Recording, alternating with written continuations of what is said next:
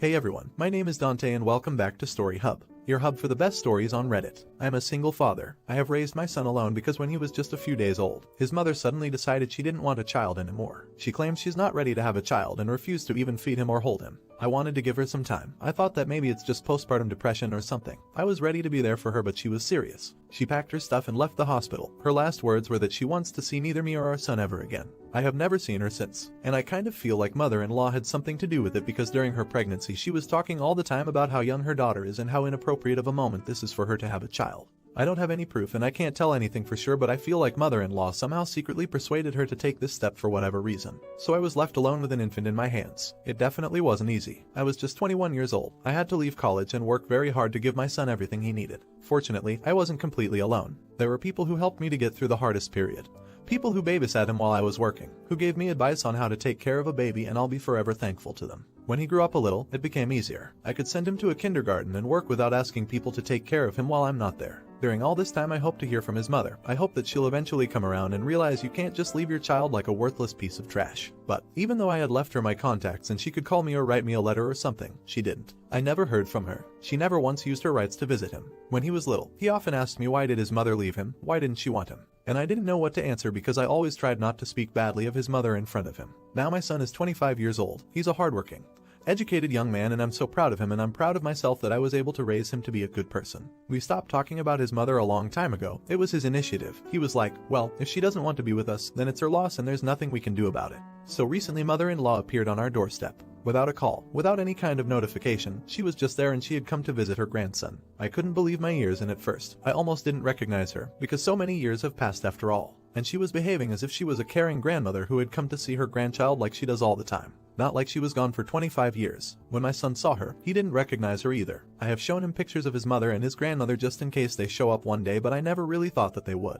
She ran up to him and hugged him just like a loving grandmother would, asking how he's doing and how big and beautiful he has become, and he pushed her away and looked kind of confused. I told him that it's his grandmother who randomly showed up to visit him, and he was like, oh, and walked away from her. Mother-in-law didn't take this reaction very well. She looked at me and was like, what have you taught him if he doesn't even say hello to his grandmother? He's looking at me as if I'm a stranger. Haven't you told him about his mother and me or shown him our pictures? Well, technically you are a stranger, mother-in-law. He had never seen you in person, so why are you so surprised? You show up out of thin air after 25 years when he's all grown up and expect him to treat you with love. Isn't it kind of delusional? My son said, Dad did show me your picture, but I needed no picture. I needed you to be there for me. He was quite hateful with her, throwing question after question at her, and mother-in-law's responses were so incredibly narrow-minded. It looked like she wasn't expecting him to ask any questions. He asked her where his mother was and mother-in-law was like, oh, she's doing very well. She's living together with a great man and she has 2 nice kids. She has gotten over that misunderstanding about your birth. She was acting as if her daughter was the victim here, as if we were the ones who left her. He asked her why did his mother abandon him. Mother-in-law said, well, she was such a young girl. It would be crazy for her to have a child at that age. She had her whole life ahead of her and a baby would only be an obstacle. You must understand it. She didn't want to lose her freedom. Honestly, her daughter was older than me when our son was born. She was 24. I don't think it's too early to have a child. It's not like she was 14 or something.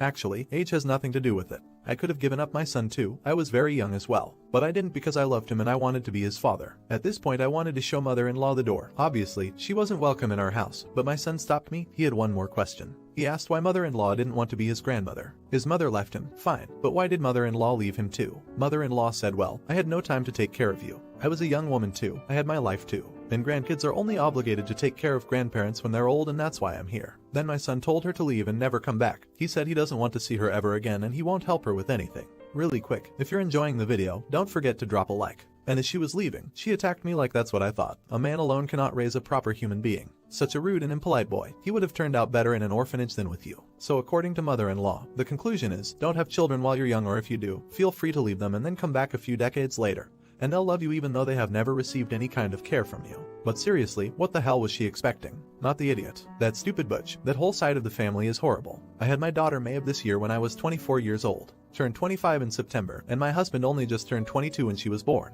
You're absolutely right. It's not freaking 14 years old. You're an adult. Life happens. I could never ever imagine walking out on my daughter and husband like that. It's despicable. Frick them. You are a great father who raised a wonderful son. Not the idiot. I'm actually glad this happened. You kicked ass as a father and raised someone who sounds like a strong young man. This strong young man just got to see the difference between the father who raised him and the grandmother and mother who abandoned him for utterly ridiculous reasons. Well done, not the idiot. You probably already have, but just in case, it would be good to talk to him about this. Just an open talk where he can explain how he feels and where you can help him if he has any trouble coping with it. It may not seem like a big deal and that he's handled it really well, but it would still be good, just to make sure and to show that he can talk about these things with you. If he doesn't want to, don't press him or anything, just let him know you're there. Now for the next story. I, female 23, love my boyfriend, male 24, and have been dating him for about 2 years. He has always been really supportive, and our relationship is great, so when it came time for Christmas, I wanted to get him something really special. He has been complaining about his laptop for a while and has expressed the desire to upgrade to a newer model. I decided I would surprise him with a brand new laptop for Christmas. I wanted to get him the best laptop I could, so for the weeks leading up to Christmas, when he'd complain about his laptop, I'd take these opportunities to casually ask him which laptop he liked, what he wanted in a new laptop, and so on. The main problem he had with his laptop was the speed, so I thought it would be fitting to get him the same model that he had.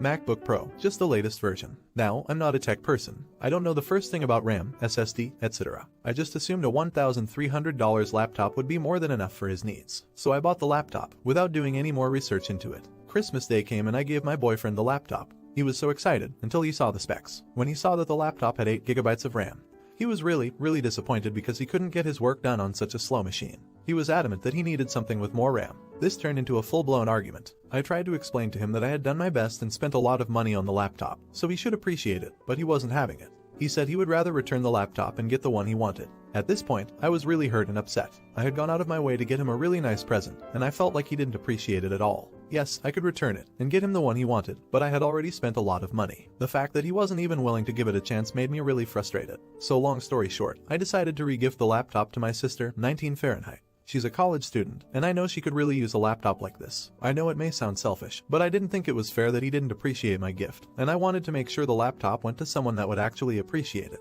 My boyfriend is, to put it bluntly, pissed. He does not understand why I wouldn't just return it and get him the one he wanted and cannot believe I would do something so selfish when I know how much he needs a new laptop. I feel kind of bad, but at the same time, this wasn't cheap for me, and a little appreciation would have been nice. Am I the idiot? You're the idiot. Your boyfriend sounds like he was appreciative of your gift, but he needed a machine that can do what he needs it to. That's the risk of getting a laptop or something similar, cars, etc., without the involvement of the person you're buying it for. The correct action would have been returning the laptop and allowing him to put the money towards a machine that fits his needs. You're the idiot. You meant well, but your gift was not what he needed. You could have offered to return it and get a gift card to the computer shop so he could put the money towards something more expensive that fits his needs, but instead you threw a fit and gave it away. Think a little next time before you react. There's often another, more reasonable solution. You're the idiot who spends $3K on a laptop without even doing the research that it'll actually perform for its purpose. The effort was half-assed, and when he got upset you just gave his gift away. You should have returned it with your BF and he could have paid the difference to upgrade. My job got me a 8 GB RAM MacBook and they also had to upgrade because it didn't work for my needs. For some tasks 8 GB is useless.